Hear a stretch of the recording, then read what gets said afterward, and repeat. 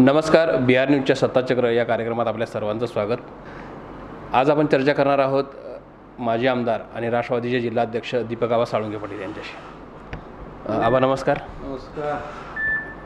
सध्या देशात लोकसभा निवडणुका लागल्या आहेत, सगळीकडे प्रचाराची धामधूम उडालेली आहे. राज्यातसुद्धा काँग्रेस राष्ट्रवादी आघाडी निवडणुकीला सामोरे जाते. तर राष्ट्रवादीचा अजेंडा काय असणार आहे आणि कशा पद्धतीने ती लोकांसमोर सामोरी जाते? राष्ट्रवादीचा अजेंडा आता काल देशाचे नेते आदरणीय पवारसाहेब सोलापूरला आले होते. ते काल दिवसभर होते. माढा लोकसभा मतदारसंघातील आमचे कार्यकर्तृत्व आणि तरुण उमेदवार संजय मामा यांचा उमेदवारी अर्ज दाखल केल्यानंतर सोलापूर मतदारसंघातल्या आदरणीय सुशीलकुमारजी शिंदे साहेबांच्या प्रचाराच्या निमित्तानं एक ठिकाणी कार्यकर्त्याची बैठक झाली.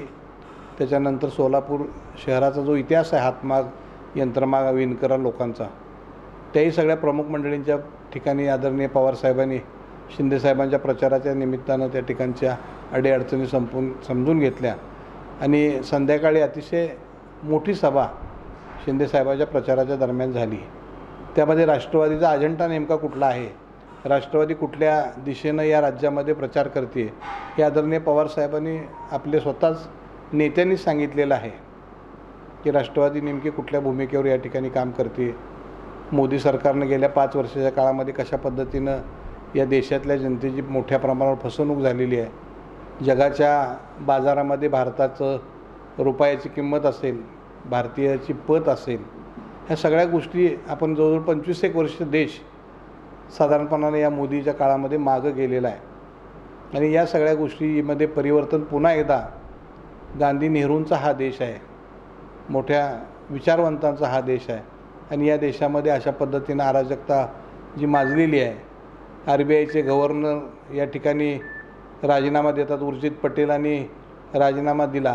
ही देशाच्या इतिहासामध्ये पहिल्यांदाच घडलेलं आहे. सुप्रीम कोर्टाच्या 3 जजांनी फार मोठा राजकीय हस्तक्षेप होतो म्हणून पत्रकार परिषद घेतली. म्हणजे न्यायदेवता ही सुद्धा मोदींनी त्या ठिकाणी हँग केलेली आहे. रिझर्व्ह बँकचे गव्हर्नरनी राजीनामा दिला. अर्थव्यवस्थेमध्ये त्यांचा हस्तक्षेप आहे आणि दुर्दैवानं या ठिकाणी ज्या सीमेवर लढणाऱ्या जवानांच्या जीवावर आपला देश या ठिकाणी आज तरलेला आहे, त्याही बाबतीमध्ये लवाडीची भूमिका मोठ्या प्रमाणावर या ठिकाणी या मोदी सरकारनं केलेली आहे. म्हणजे देश अतिशय अधोगतीला चाललेला आहे. सैन्यातल्या जवानाच्या पत्नीनं सांगितलं यावेळेला की राजकारण तुमचं तुम्ही करा. माझी पती कालच्या सर्जिकल स्ट्राईकच्या अगोदर जो मोठा हे झाला बॉम्बस्फोट, त्यामध्ये गेल्या, त्याचं भांडवल करून कुणी निवडणुकीमध्ये कृपा करून हे घेऊ नका. हे सीमेवर लढणाऱ्या जवानांच्या पत्नीलासुद्धा प्रसारमाध्यमातून सांगावं लागलं. ह्याच्यापेक्षा देशात दुसरं दुर्दैव असू शकत नाही आणि हे सगळं आपल्याला बाजूला ठेवून देश पुन्हा एकदा गांधी नेहरूंच्या विचारावर आणण्यासाठी राष्ट्रवादी काँग्रेस हा सगळ्यात मोठा प्रमुख अजेंडा आमच्या पक्षाचा या ठिकाणी आहे. नाही, मोदी प्रचार सभेत परवा पण वर्ध्यात बोलले, काल गोंदियामध्ये आपण बघितलं तर पवार घराण्यावर फक्त टीका करताना दिसत आहेत. आता त्यामध्ये मी सांगितले हा भाग वेगळा, पण पवारसाहेबांनी सांगितलं की यांच्या घरामध्ये ग्रह कलह आहे. तर पवार कुटुंबामध्ये माझ्या माहितीप्रमाणे मी त्या कुटुंबाशी गेली 40 वर्ष निगडीत आहे. असं कधीही टाचणी पडली तरी आवाज येत नाही, एवढं महाराष्ट्रातलं देशातलं एक मोठं घराणं आहे आणि सगळे एकमेकावर मनापासून प्रेम करणारी मंडळी आहेत.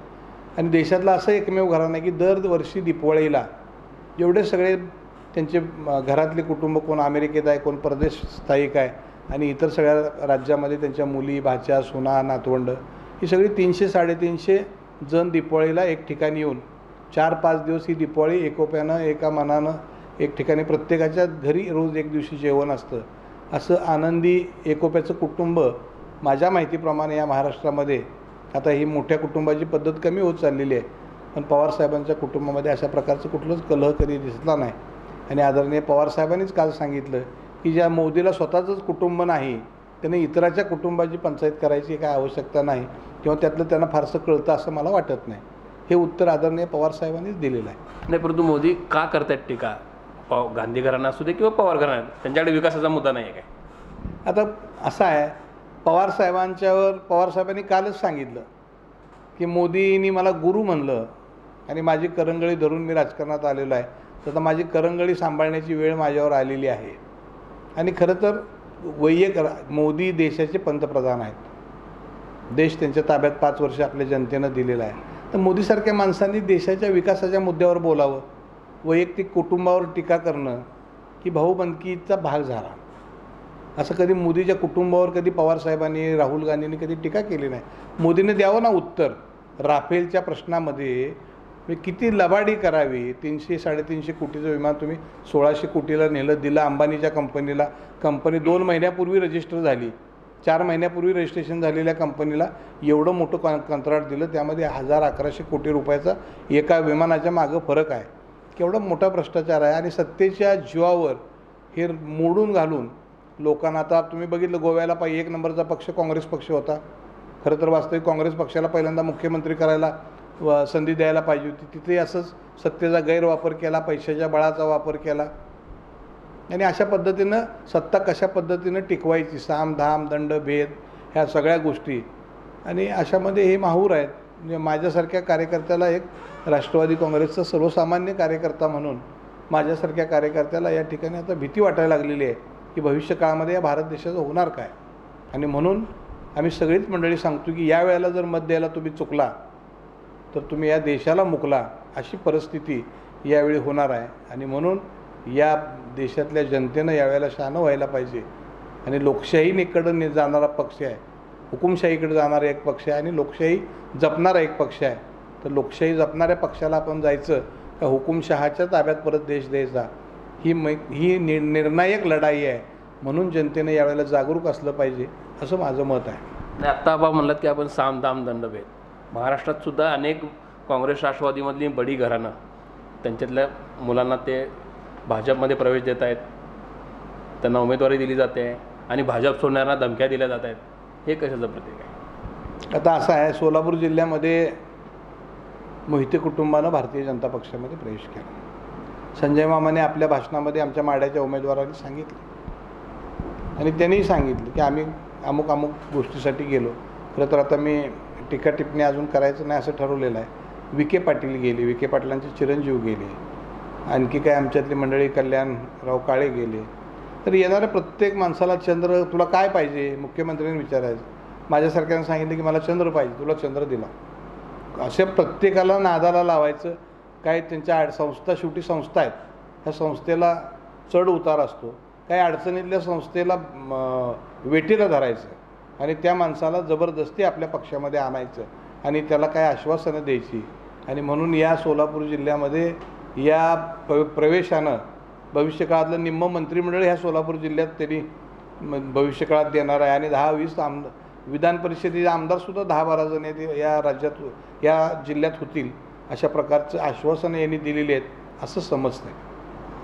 नक्कीच. परंतु राष्ट्रवादीतल्या सुद्धा अनेक नेत्यांना, डोंगरे असू देत, कल्याणराव काळे असू देत, आता गेले जगताप गेलेत, परिचारक, या सगळ्यांना एकत्र बांधून ते राष्ट्रवादीच्या विरोधात उभा करताना दिसत आहेत. तर त्यांनी प्रतिष्ठेची निवडणूक केली आहे का माडाची? आता तुम्ही बघताय सगळी पत्रकार मंडळी, टी व्ही मंडळी, की अगदी माडा मतदारसंघ देश पातळीवर गेलेला मतदारसंघ आहे. आणि या मतदारसंघामध्ये कुठल्याही परिस्थितीत, कुठल्याही किमतीवर या मतदारसंघामध्ये आम्ही विजय मिळवू अशा प्रकारचं दिवा स्वप्न ते सध्या बघायला लागलेले आहेत. ह्यांनी सत्तेचा किती गैरवापर करायचा ठरवलेला आहे माहीत नाही मला, पण सध्याच्या काळामध्ये प्रत्येक गोष्टीत माननीय मुख्यमंत्री चंद्रकांतदादा असतील, आपल्यातले 2-3 मंत्री असतील, दुसरा गिरीश महाजन स्पेशल स्क्वॉड नेमलेला आहे सोलापूर जिल्ह्याला. त्या स्क्वॉडमधले 2 मंत्री प्रमुख आहेत, एक चंद्रकांतदादा आणि एक गिरीश महाजन साहेब. आता चंद्रकांतदादासारख्या माणसाने आदरणीय पवारसाहेबांचं राजकारण संपवायचं भाषा करावी, म्हणजे ही केवढी दुर्दैवाची गोष्ट आहे. मी माझ्या भाषणात सांगितलं की दादा, तुमचं वय जेवढं आहे तेवढा पवारसाहेबांचा खासदारकीचा आणि आमदारकीचा कार्यकाल आहे. तर आपल्यासारख्या माणसानं, तुम्ही बुद्धिवंत आहात, तुम्ही संघातल्या शिस्तीचे पाईक आहात, तर राजकारणामध्ये आपण बोलताना थोडंसं आपण भान ठेवून बोलावं असं माझ्यासारख्या कार्यकर्त्याला वाटतं. नाही, काल साहेब म्हणलेच की अपघाताने काही मोठे होतात तसे झाले ते. हां, बघितलं आपण साहेबांच्या एका स्टेजवरची क्लिप व्हायरल झालेली आहे. पहिल्यांदा खडसे भेटले, त्यांनी साहेबांच्या पायाला हात लावून चरणस्पर्श केला. एक राजकारणामध्ये पक्ष कुठले असो, एक रिस्पेक्ट असतो. ही आपली संस्कृतीचा देश आहे ऋषीमुनींचा देश आहे हा आपला. या देशाला काही संस्कृती आहे आणि या संस्कृती आणि ही तर मंडळी संस्कृती मानणारी आहे, पण ही जिथं पाहिजे तिथं मानतात, जिथं पाहिजे तिथं गुंडाळतात. अशी ही भाजपची सगळी विचित्र मंडळी आहेत. पण यांना जनता जागा दाखवल्याशिवाय राहणार नाही. आता सगळीच मंडळी शहाणी झालेली आहेत. यांच्या लबाडीच्या फसव्या घोषणाला, ह्या सगळ्या गोष्टीला जनतेनं आता ओळखलेलं आहे असं माझं मत आहे. लोकसभा निवडणुका चालूच आहेत, प्रचार पण चालू आहे, परंतु एकीकडे भीषण दुष्काळ पडला आहे, त्याच्याकडे दुर्लक्ष होते सगळ्यांचं. चारा नाही, या पाण्याचे प्रश्न भरपूर आहेत, परंतु त्याच्याकडे सरकार तर लक्ष देतच नाहीत, परंतु विरोधक पण थोडं त्यांनी आवाज उठवला पाहिजे. विरोधकांनी आता आवाज उठवायचं म्हणजे काय, तिथं जाऊन जाहीर फाशीच घ्यावी अशी परिस्थिती निर्माण झाली. आता मी राष्ट्रवादीचा जिल्हा अध्यक्ष आहे. मी गेली 8 महिन्यापासून आंदोलनं, मोर्चे, नदीत मी एक दिवस उपोषण केलं, अनेक वेळा रस्ता रोको केला. मी आणि गणपतरावसारख्या ज्येष्ठ नेत्यांना आम्ही तळ्यावर रात्री झोपून उपोषण केलं. एक रात्र 92 वर्षाचे गणपतराव देशमुख त्या सोनकेच्या तळ्यामध्ये पाणी सोडावं, अधिकाऱ्यांनी एवढे बेफिकीर राहिले, शेवटी आम्ही तिथं तळ्यावर झोपलो. म्हणजे आंदोलन आम्ही एवढी केली. सांगोल्याला जनावरं बांधली तहसील कचेरीसमोर, 1 महिना जनावरं त्या ठिकाणी बांधली. अनेक वेळा मंत्री त्या शेजारनं गाड्या त्यांच्या गेल्या, पण त्यांना कधी त्याची जाणीव किंवा त्याचं हृदयाला त्याच्या पाजर फुटला नाही. आता नेमकं यांना कसली म्हणजे इतकी घमेंड आहे या सत्तेची. आणि गरिबाविषयीचं तर काय नाही. आता आमच्या काळामध्ये ऑक्टोंबरमध्ये छावण्या सुरू झाल्या, सप्टेंबर ऑक्टोंबरमध्ये. आता मार्च संपत आला आहे, मी मार्च संपला, एप्रिल सुरू झाला आहे. गेली 6 महिन्यापासून नुसतं छावण्याची चर्चाच आहे. जनावराला प्यायला पाणी नाही, माणसाला प्यायला पाणी नाही, टँकर मागितली तर मिळत नाही. पण ह्यांना असं वाटतं की आम्ही पैसा प्रचंड प्रमाणावर ह्यांनी माया गोळा केलेली आहे आणि या पैशाच्या सत्तेच्या जोरावर लोकांना पाणी नाही दिलं तर चालेल, अन्न काही नाही दिलं तर चालेल, या जनतेला आम्ही विकतच घेऊ आणि आम्ही विजय मिळवू, अशा प्रकारच्या मस्तीमध्ये ही भारतीय जनता पक्षाची मंडळी आहेत. आता शेवटच्या प्रश्नाकडे येतो. दोन्ही मतदारसंघात सोलापूरच्या 2 शिंदे उभारलेले आहेत. इकडे काँग्रेसचे ज्येष्ठ नेते सुशीलकुमार शिंदे आहेत, त्यांनी तिकडे संजय मामा शिंदे आहेत. तर आज काय परिस्थिती राहील आणि तुम्हाला का निवडून द्यावं लोकांनी? आता आम्हाला का निवडून द्यावं हे मी आत्तापर्यंतच्या भाषणामध्ये सांगितलेलं आहे की ज्या अपेक्षेनं लोकांनी भारतीय जनता पक्षाचं सरकार निवडून दिलं त्यातली कुठलीही अपेक्षा या 5 वर्षामध्ये पूर्ण झालेली नाही. शेतीमालाला हमीभाव नाही, दूध धंदा उद्ध्वस्त केलेला आहे, सगळी नोटबंदी, GST आणि रेऱ्यामुळं बिल्डिंग व्यवसायातला धंदा उद्ध्वस्त झाल्यामुळे मध्यमवर्गीय आहे, मजूर, कामगार सगळे बेकार झालेले आहेत. आणि या सगळ्या गोष्टी, आणि मगाशी मी सांगितलं की जगाच्या पाठीवर भारत देशाचा रुपया घसरलेला आहे, रुपयाची किंमत जगाच्या बाजारात कमी झालेली आहे. प्रगतीच्या दृष्टीनं 25 वर्ष देश आपला मागं गेलेला आहे. आणि या सगळ्या गोष्टी पुन्हा एकदा लोकशाही प्रस्थापित करण्याच्या दृष्टीनं आणि हुकुमशाही नष्ट करण्याच्या दृष्टीनं आम्हाला निवडून द्यावं हा आमचा अजेंडा आहे. याच्यासाठी आम्ही मतं मागतो आहे. आणि दुसरं म्हणजे वंचितांची एक आघाडी आहे. दुर्दैवानं त्या भारतीय जनता पक्षाचं जे पिल्लू आहे ते वंचित आघाडी आहे. आणि या वंचित आघाडीला MIM या ठिकाणी समाविष्ट झालेलं आहे. आंबेडकरांसारख्या माणसाला मला खरं तर कीव येते प्रकाशराव आंबेडकरांची, की त्यांना थोडं तरी समजायला पाहिजे. ज्या डॉक्टर बाबासाहेब आंबेडकरांनी घटना लिहिली, ही घटना जाळण्याचं काम दिल्लीच्या ह्याच्यावर या भारतीय जनता पक्षाच्या आणि मनुवाद्यांनी त्या ठिकाणी त्या BJPच्या विचारसरणीच्या लोकांनी हे संविधान जाळायचा प्रयत्न केला.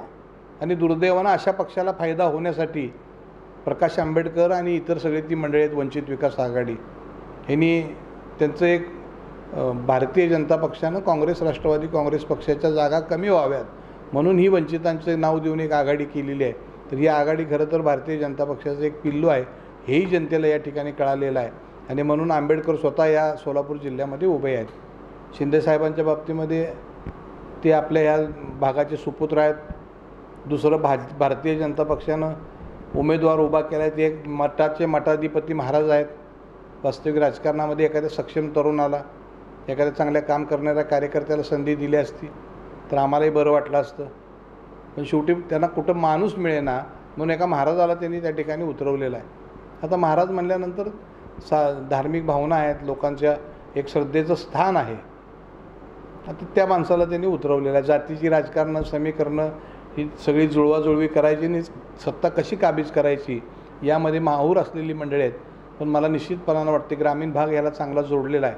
आणि या सोलापूर शहरातल्या जनतेलाही सुशीलकुमार शिंदे साहेबांची किंमत या 5 वर्षाच्या काळामध्ये आपल्यातला भूमिपुत्र जर नसला तर प्रगती काय होते या 5 वर्षाच्या काळामध्ये? एकही विकासाचं काम, स्मार्ट सिटी जाहीर होऊन 2 वर्ष झाली, पण अजून तुमच्या हद्दवाढीतल्या भागातल्या लोकांना 8-8 दिवस प्यायला पाणी मिळत नाही, ही परिस्थिती आहे. पाणी पुरवठ्याची योजना सुशीलकुमार शिंदे साहेबांनी उजनीची या ठिकाणी आणली, NTPC सारखा प्रोजेक्ट आणला, शहरातले सगळे रस्ते त्यांनी पूर्णपणाने केले, विद्यापीठ त्या ठिकाणी केलं. असं एखादं भरीव काम हे आजपर्यंतच्या काळामध्ये कधी इतर या मंडळींनी 5 वर्षाच्या काळामध्ये केलं नाही. सुशीलकुमार शिंद्यांनी उभा केलेल्या विद्यापीठाला अहिल्यादेवीचं नाव द्यायची सुद्धा चेष्टा साध्या नावाची या सरकारनं करून ठेवली. वास्तविक पाहता किती खोटं बोलावं. या भारत देशामध्ये नियम आहे की एखाद्या विद्यापीठाला एखाद्या ह्याचं नाव असेल तर ते नाव दुसरीकडे देता येत नाही. राजमाता अहिल्यादेवींचं नाव इंदोरमध्ये, मध्य प्रदेशमधल्या इंदोरच्या युनिव्हर्सिटीला ऑलरेडी पूर्वी दिलेलं होतं. म्हणजे किती लबाडी करावी त्यामध्ये हे त्यांनी समजून घ्यायला पाहिजे. त्यामुळं आम्हाला निश्चितपणानं खात्री आहे की शिंदेसाहेबांचं यावेळेला लोकच शिंदेसाहेबांना निवडून देतील. त्याचबरोबर माढा मतदारसंघ तर हा अतिशय प्रतिष्ठेचा मतदारसंघ आहे. मी त्या मतदारसंघातला निवडणूक प्रमुख आहे. सातारा जिल्ह्यातले 2 तालुके आहेत, एक फलटण, मानखटाव आणि कोरेगाव हे 2 तालुके आहेत. मानखटाव आणि कोरेगाव हा परंपरेनं दुष्काळी तालुका आहे. आदरणीय पवारसाहेबांनी तिथं खूप मोठं काम ह्या दुष्काळी चळवळीतनं उभा केलेला आहे. त्यामुळे सर्वसामान्य मतदार तिथला पवारसाहेबांच्यावर विश्वास ठेवणारा आणि पवारसाहेबांच्यावर प्रेम करणारा तिथला मतदार आहे. फलटणमध्ये आदरणीय रामराजे नाईक निंबाळकरांच्या मार्गदर्शनाखाली 100% सत्ता ही नाईक निंबाळकर राजे साहेबांच्या ताब्यात आहे. आणि तिथलेच दुसरे जे उमेदवार आहेत भारतीय जनता पक्षाचे ते फलटणचे आहेत. आणि त्यांनी उगाच या ठिकाणी चालू केले की तिथं आम्हाला या ठिकाणी एवढं मतं मिळेल सातारा जिल्ह्यामध्ये. तशी परिस्थिती नाही. त्या दोन्ही तालुक्यामध्ये आम्ही चांगल्या प्रकारे लीड मिळवू. आमची रश्मी दिदी, संजय मामा, बबन दादा, भारत नाना भालके, राजूबापू पाटील, युवराजदादा पाटील, आदरणीय गणपतरावजी देशमुख, मी, रामराजे, प्रभाकर देशमुख, प्रभाकर घारगे, मानचे माजी आमदार पोळसाहेब यांचे चिरंजीव, माजी आमदार गुदगे साहेबांचे चिरंजीव, ही सगळी यंत्रणा आमची कामाला लागलेली आहे. आणि विशेष सांगायचं मला या ठिकाणी आनंद होतो की प्रचारामध्ये सुद्धा आम्ही आघाडी घेतलेली आहे. आमचा उमेदवार बहुतांशी ठिकाणी मामा पोचलेला आहे रात्रीचा दिवस करून. आणि मामाला सगळ्या गोष्टीची जाणीव आहे. सरपंचपद अतिशय यशस्वीपणानं आमच्या उमेदवारांना हाताळलेलं आहे. पंचायत समिती सदस्य झाल्यानंतर सभापतीपद यशस्वीरित्या हाताळलेलं आहे. जिल्हा परिषदेचं उपाध्यक्ष म्हणून काम केले, जिल्हा परिषदेचं अध्यक्ष म्हणून काम केले, जिल्हा बँकेचं चेअरमन म्हणून त्यांनी काम केलेलं आहे. म्हणजे ग्रामीण भागामध्ये जेवढी लहान छोट्या पदापासून आता लोकसभेच्या उमेदवारापर्यंत गेलेले आहे. माझ्या माहितीप्रमाणे ते विरोधातले उमेदवार आहेत निंबाळकर, त्यांनी आजपर्यंत लोकांमध्ये कुठली निवडणूक लढवलेली नाही. त्यामुळे जनतेच्या समस्या आणि जाणीव त्यांना काय माहीत असायचं कारणच नाही. त्यामुळे तिथंही आम्ही चांगल्या मतानं माढा मतदारसंघ आणि सोलापूरचे आदरणीय शिंदेसाहेब हे जिंकू अशी मला निश्चितपणानं खात्री आहे. आणि आपल्या मंडळीला भविष्य काळामध्ये सुद्धा ते दिसेलच. धन्यवाद. धन्यवाद आबा. काँग्रेस राष्ट्रवादी युती चांगली बाजी मारेल. सध्याचं जे हुकुमशाही सरकार आहे ते घालवण्यासाठी सर्वांनी प्रयत्न करणं गरजेचं आहे. आणि ती जनतेनं ती जाणीव ठेवून यापुढं मतदान करा असं आवाहन त्यांनी केलेलं आहे. BR न्यूजच्या या कार्यक्रमात आपण इथेच थांबणार आहोत. पुन्हा भेटूया नवीन मान्यवरांसह, नवीन चर्चेसह. तोपर्यंत पाहत राहा BR न्यूज चॅनल.